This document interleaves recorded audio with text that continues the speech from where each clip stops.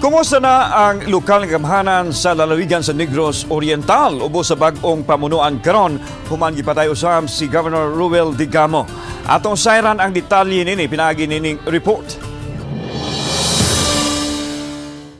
Nagbangutan man ang makawani og mga opisyal sa Negros Oriental Provincial Capital apan nagpadayon sila sa ilang gibuhaton.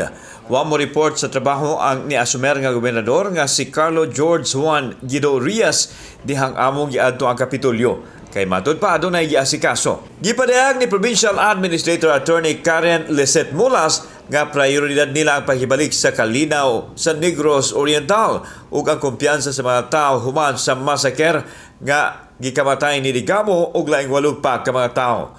Matud pa kontrolado na sa mga otoridad ang sitwasyon. Most of us are still in shock because it happened in such a very brutal manner and in a place where one is supposed to feel safe. So we are in shock, but we are most hopeful because of the swift response of the national government.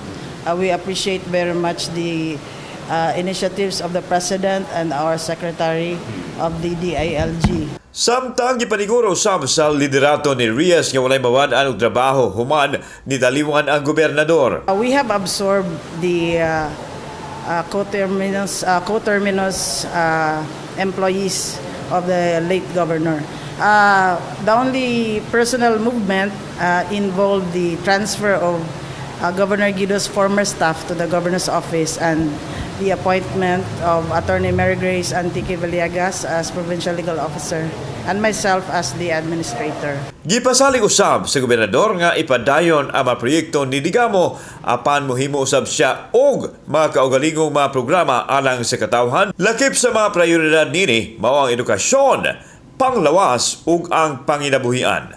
Kauban si Marlon Melgaso ug Alfonso Bliss, ako si Alan Domingo. Balitag Bisdak. Turismo ug negosyo sa Pamplona, Negros Oriental naapektuhan og dako nunot sa dugoong panghitabo sa ilang lungsod. Matud sa ilang Tourism Senior Operating Officer Lloyd Katakutan nga 95% nga nahagba ang turismo sa lungsod. Nakaapekto kini sa negosyo sa katawhan sanglit naniramang gayud ang mga establishmento. Gibati og kahadlok ang mga turista nga musud sa Pamplona. Apan inanay na usab kining mibangon sa pagkakaron sama na lang sa usa ka dapit sa Pamplona nga paboritong bisitahon sa mga turista. Sa tourist arrival natin, I can say masyadong malaki yung binaba. I think mga nasa 90 to 95% yung pag-decrease ng arrival, no?